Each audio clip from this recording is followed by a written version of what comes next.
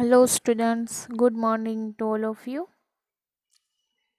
Standard 9 subject Hindi. आप सभी का फिर से एक बार ऑनलाइन क्लासेस में स्वागत है। आई होप आप सब लोग घर पे बैठे बैठे अच्छे से पढ़ाई कर रहे होंगे। अगर आपको किसी भी सब्जेक्ट में किसी भी वस्तु या चीज़ को लेकर कोई डाउट है तो आप लोग वो डाउट मुझे लिखवा सकते हैं या फिर अपने अपने क्लास टीचर को लिखवा दीजिए, क्योंकि आपके डाउट गूगल मीट द्वारा सॉल्व हो सकते हैं। लेकिन उसके लिए आप सभी को जो डाउट है वो लिखवाने भी पड़ेंगे। मेरे सब्जेक्ट में अगर कोई डाउट है तो भी आप सब लोग मुझे पूछ सकते हैं। इससे आगे के लेक्चर में हम लोगों ने पाठ 6 मेरी बीमारी श्यामा ने ली उसके बारे में पढ़ाई की थी। उस पाठ को हमने आधे से भी ऊपर देख लिया था कि उस पाठ में है क्या। इस पाठ के लेखक हरिवंश राय बच्चन जी ने अपनी बीमारी के बारे में वर्णन किया है। वह पाठ की शुरुआत में कहते हैं कि वो बीमारी को दुलारने वाले नहीं थे, यानी कि संभाल के रखने वाले, उसको लाड ललाने वाले नहीं थे। वह छोटी मोटी बीमारियों से तो ऐसे ही लड़ लिया करते थे, जैसे बुखार, खांसी, ऐसी छोटी छोटी बीमारियों में तो वह अपने बड़े बड़े काम किया करते थे। हरिवंश राय बच्चन जी स्कूल और ट्यूशन दोनों में पढ़ाया करते थे। थोड़े गरीब थे, लेकिन वह अपना गुजारा थोड़ी किताबें बेचकर और स्कूल में और ट्यूशन में पढ़ाकर चला लिया करते थे। कभी कभी वह कहानियाँ भी लिखा करते थे। उन्होंने जो जो कहानियाँ लिखी है उनमें से ही एक अंश हमारे हिंदी की पाठ्यपुस्तक में यहाँ पर लिया गया है। छोटे मोटे बुखार, पेट दर्द, ऐसी बीमारियों को तो वह थोड़े दिनों में बिना दवाइयों के भी ठीक कर लेते थे। इसीलिए वह कहते हैं कि बीमारी से लड़ना हमें आना चाहिए। उसके बाद वह लिखते हैं कि उन्हें जब बुखार हुआ तो वो मामूली नहीं था। वह बुखार पिछले 9 महीनों से हो रहा था। तब उनको लगा कि यह कोई मामूली बात नहीं है। इस बार मैं बिना इलाज करवाए अपना गुजारा नहीं चला सकता।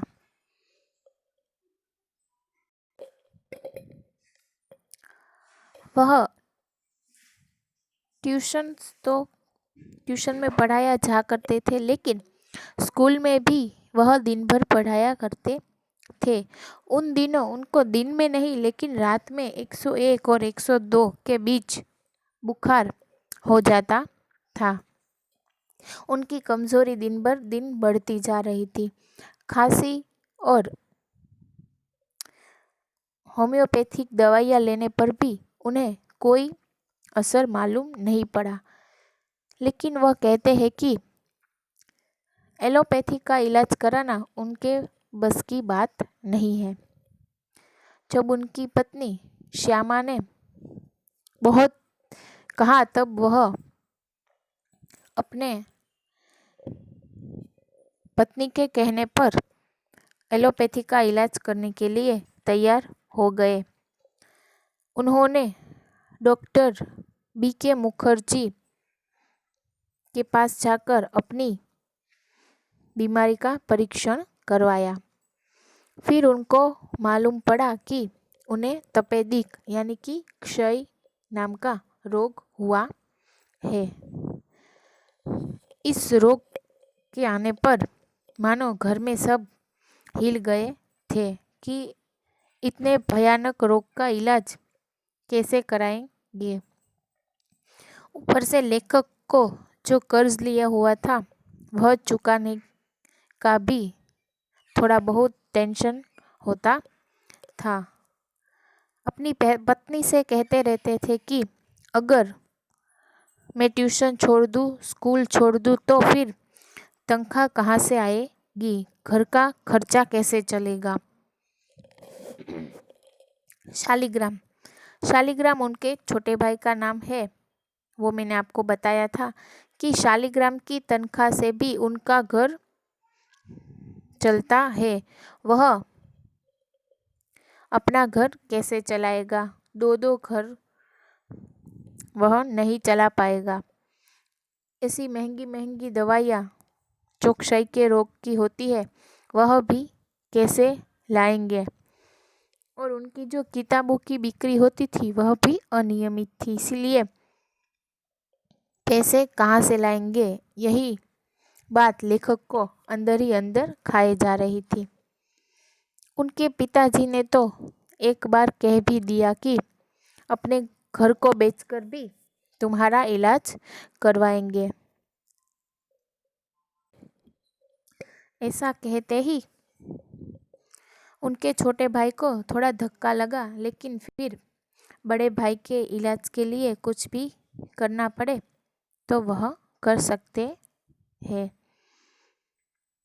डॉक्टर ने तो आराम करने के लिए कह दिया, लेकिन आराम में तो लेखक को ज़्यादा चिंता होने लगी थी कि उनके ऊपर कर्ज भी चढ़ा हुआ है और इलाज के पैसे अलग से लाने पड़ेंगे। श्यामा के लिए मैं पारदर्शी दर्पण था, यानी कि वह एक दूसरे को अच्छी तरीके से जानते थे, इसीलिए उनकी पत्नी को पता है कि वह अंदर ही अंदर चिंतित है। वह एक बार तो पूछ लेती है कि आपको चिंता खाए जाती है तो फिर दवा का क्या लाभ होगा। फिर लेखक ने अपने कर्ज का वर्णन किया है कि ट्रस्ट सोसाइटी के उन पर 400 रुपये और अन्य मित्रों के 100 रुपये, इतना कर्ज लेखक पर था।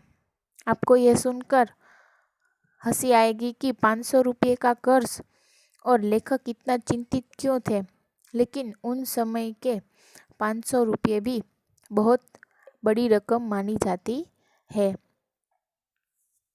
फिर श्यामा अपने आप को ऐसे सहज करते हुए कहती है कि अगर आप मर गए तो कर्जा मैं उतार दूंगी, आप उसकी चिंता छोड़ दो।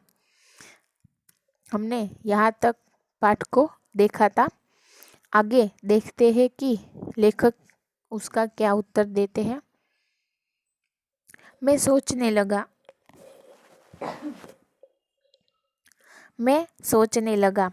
श्यामा ने वज्र ही अपनी छाती पर रखकर यह वाक्य कहा होगा। मुझे चिंता मुक्त रखने को वह क्या नहीं कर सकती थी। देखिए, लेखक कहते हैं कि अपनी छाती पर वज्र रखकर, यानी कि अपनी छाती पर पत्थर रखकर उनकी पत्नी ने यह बोला होगा कि अगर आप मर गए तो मैं कर्जा चुका दूंगी। लेखक को चिंता मुक्त रखने के लिए ये उनकी पत्नी क्या नहीं कर सकती थी। मरने के लिए जो मैंने अपने आप को छोड़ दिया था वह मुझे एकदम गलत लगा। मुझे अपने लिए नहीं तो श्यामा के लिए जीने का संघर्ष करना चाहिए। देखिए, उनकी पत्नी का यह जवाब सुनकर लेखक को लगता है कि मुझे अपने आप को ऐसे ही मरने के लिए छोड़ना नहीं चाहिए। श्यामा के लिए मुझे जीने का संघर्ष करना चाहिए। श्यामा के लिए मैंने जीवन में कुछ नहीं किया, कभी करने के योग्य नहीं रहा। अब यदि मैं उसे ऐसी स्थिति में छोड़ के जाऊं कि वह मेरे मरने पर मेरा कर्ज उतारने की चिंता करे तो मुझसा जघन्य अपराधी कौन होगा।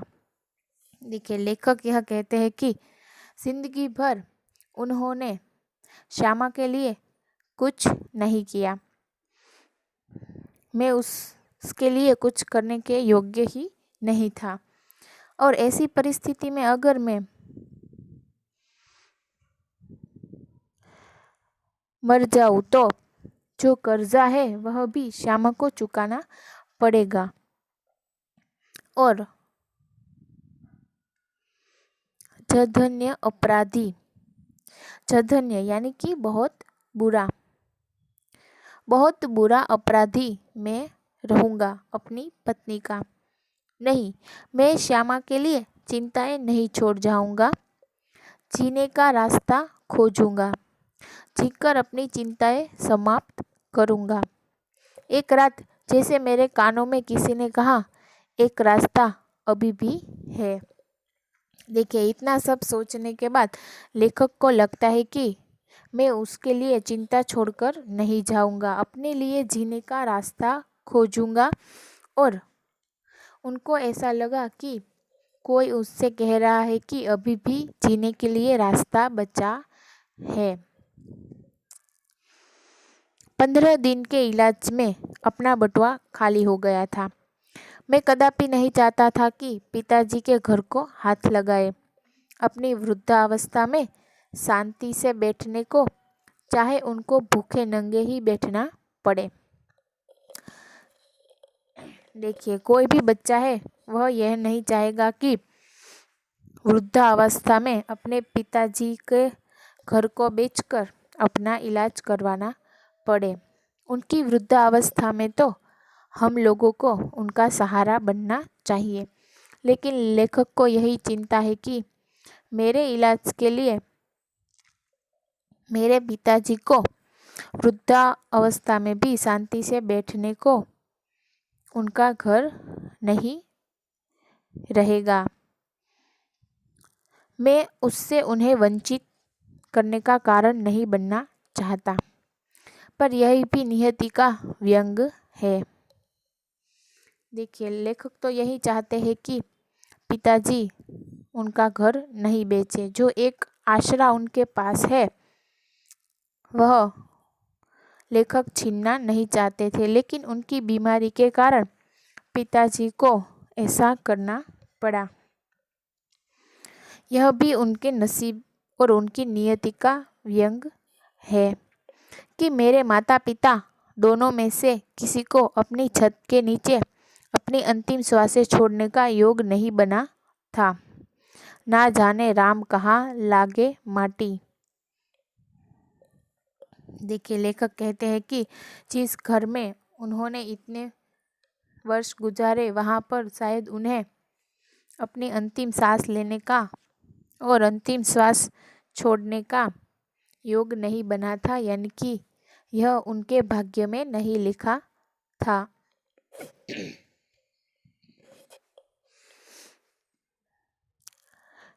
ना जाने राम कहाँ लागे माटी, पर उस समय में कैसे जानता। लेखक यहाँ पर कहते हैं कि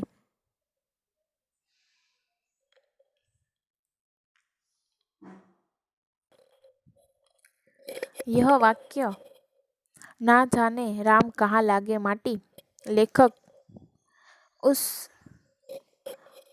घटना के संदर्भ में लिखते हैं कि अपने पिताजी और माताजी को अंतिम श्वास किस मिट्टी में छोड़ना पड़े और कौन सी मिट्टी उनसे जुड़ी हुई है और किस जगह को कब छोड़ना पड़े, ये सब राम भी नहीं जानते, यानी ईश्वर भी नहीं जानते।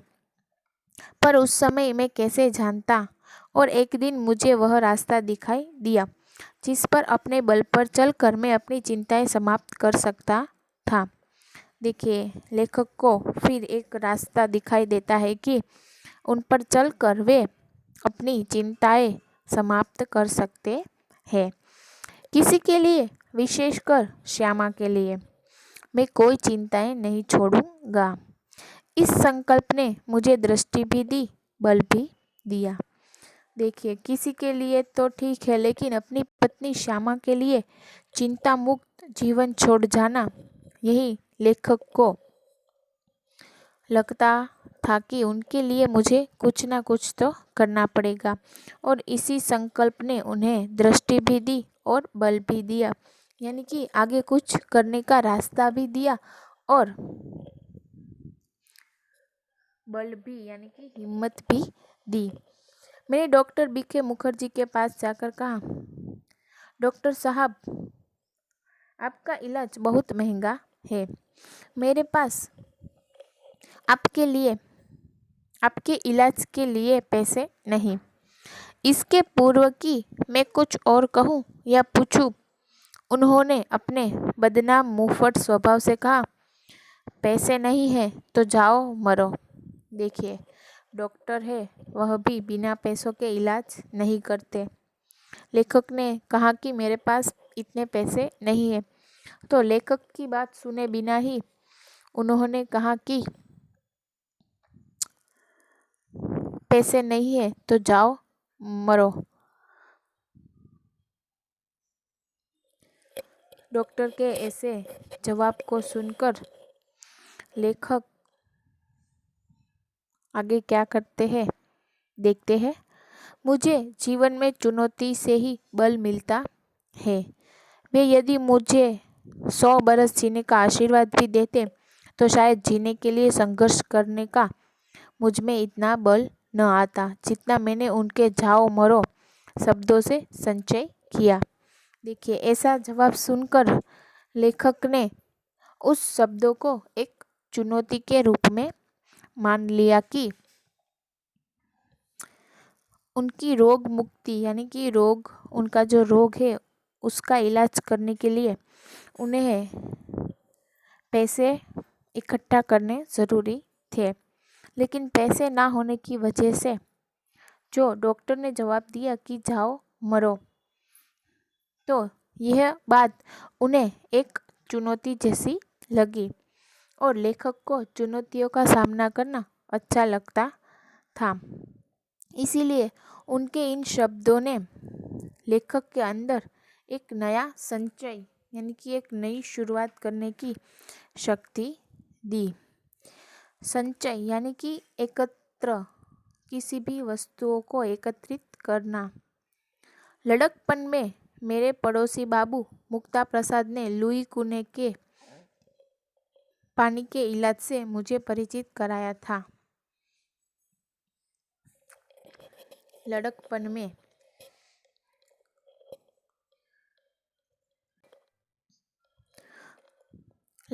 में यानी कि बचपन की अवस्था में उनके जो पड़ोसी बाबू मुक्ता प्रसाद है, उन्होंने लुई कुने के पानी के इलाज से मुझे परिचित कराया था। यह भी एक बीमारी का नाम है, लुई कुने के पानी। ऐसी बीमारी के लिए ठंडे पानी के टब में बैठकर सीड्स बाथ लेने का विधान था।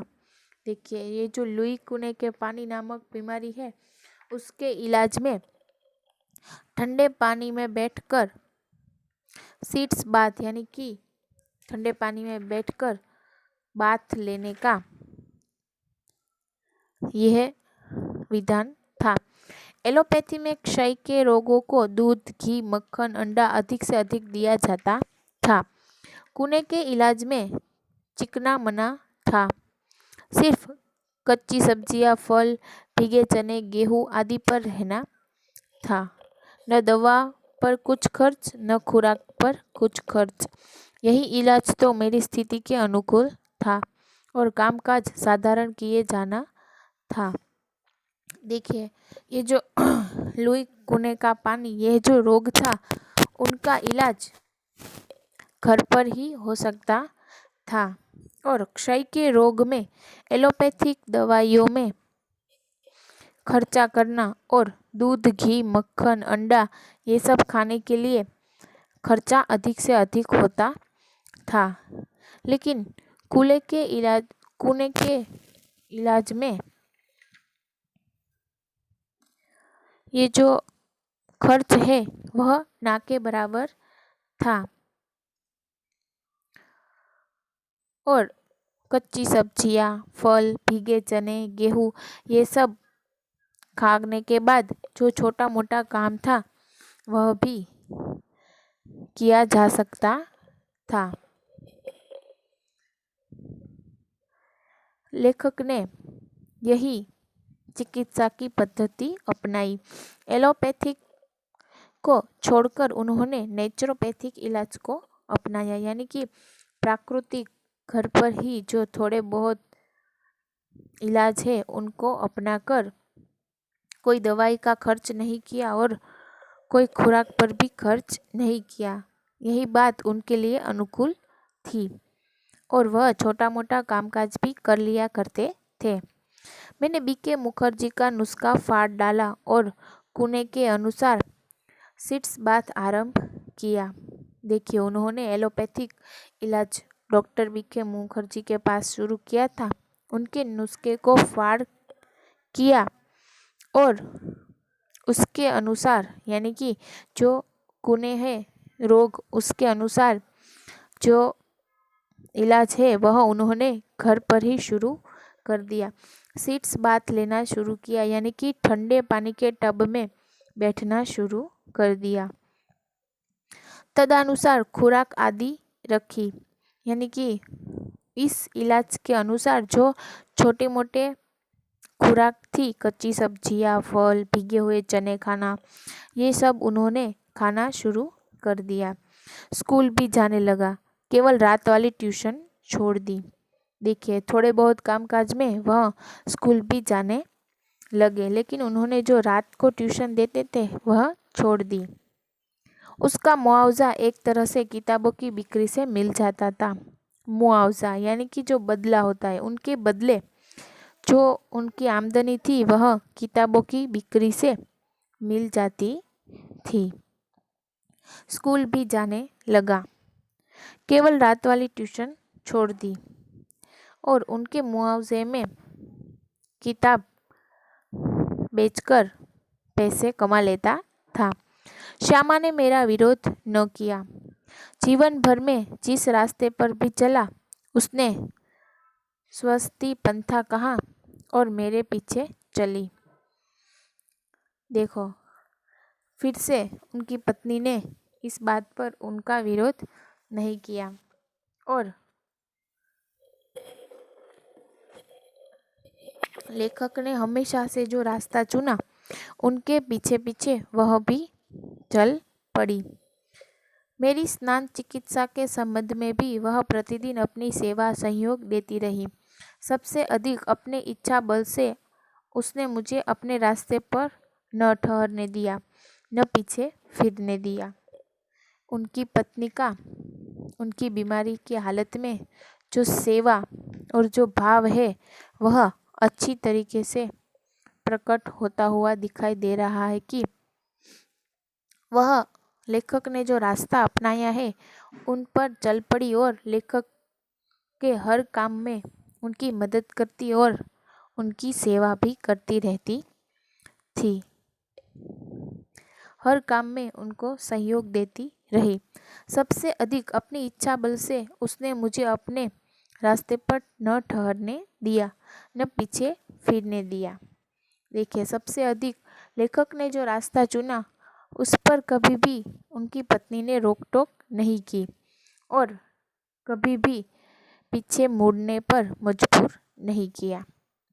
राह पकड़ तू एक चला चल पा जाएगा मधुशाला। देखिए, यह वाक्य भी लेखक ने कहा है कि कोई एक राह पकड़कर तू आगे चलता रहे, मैं तुम्हारे साथ हूँ। पा जाएगा मधुशाला, यानी कि एक ना एक दिन तुम्हें जो चीज़ चाहिए वो तुम्हें मिलेगी, वो तुम पाकर रहोगे। लेकिन अपने अडिग इच्छा बल से उसने जो सबसे बड़ा सहयोग दिया और जो सबसे बड़ा चमत्कार किया वह यह था कि जितने दिन मेरा इलाज चला, अब उसने अपने सारे रोगों का जैसे कील दिया और कभी एक उंगली दुखने की भी शिकायत न की।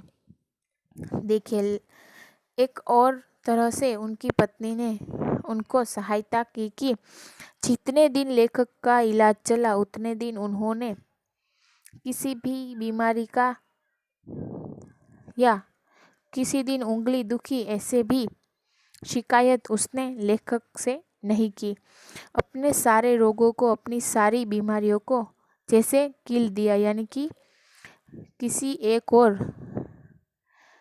कील मारकर रख दिया, किसी एक और रखकर लेखक की दिलो भावना से सेवा करती रही। शायद उसके प्रति यही निश्चितता ने मुझे अपने रोग से लड़ने का जितना बल दिया उतना किसी चीज ने नहीं दिया। देखिए, उनकी पत्नी ने जो उनकी इस बारे में सहायता की और जितना बल यानी कि जितनी हिम्मत उन्होंने दिखाई, इससे जितना बल लेखक को मिला और किसी चीज से नहीं मिला। इस आत्मनियंत्रण, आत्मनिर्भर, इच्छा बल, हठ योग की समझ में नहीं आता उसे क्या नाम दूं। बड़ी महंगी कीमत उसे चुकानी पड़ी।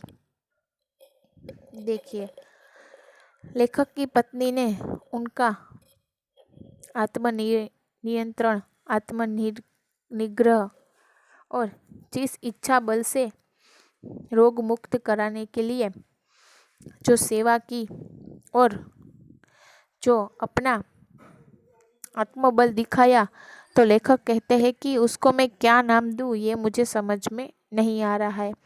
लेकिन इन सब की उन्होंने बहुत महंगी कीमत चुकाई, यानी कि उनकी पत्नी ने इन सब की बहुत महंगी कीमत चुकानी पड़ी। अपने क्षय जवर से पूर्णतः मुक्त हो दिन जिस मैंने सामान्य भोजन किया 15 अप्रैल 1936 को, ठीक उसी दिन वह चायपार पर गिरी। देखिए, लेखक को क्षय नामक भयंकर बुखार से मुक्त कराने के लिए उनकी पत्नी ने अपने रोगों को कभी भी दिखाया नहीं। इसीलिए लेखक कहते हैं कि मैं जब रोग मुक्त हुआ और उस दिन उन्होंने सामान्य भोजन किया, यानी कि जो कच्ची सब्जियां, फल, गेहूं, चने ये सब बुखार के हालत में खाया करते थे, उन सबको छोड़कर उन्होंने सामान्य भोजन किया।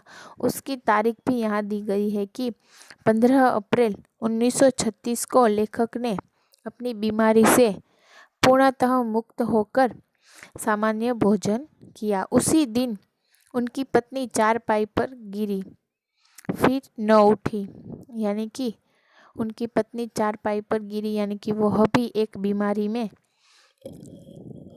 चारपाई पर गिर पड़ी और कभी नहीं उठी। 216 दिन बराबर रोग शैय्या पर पड़े रहने के बाद 17 नवंबर 1936 को उसने अपना शरीर छोड़ दिया।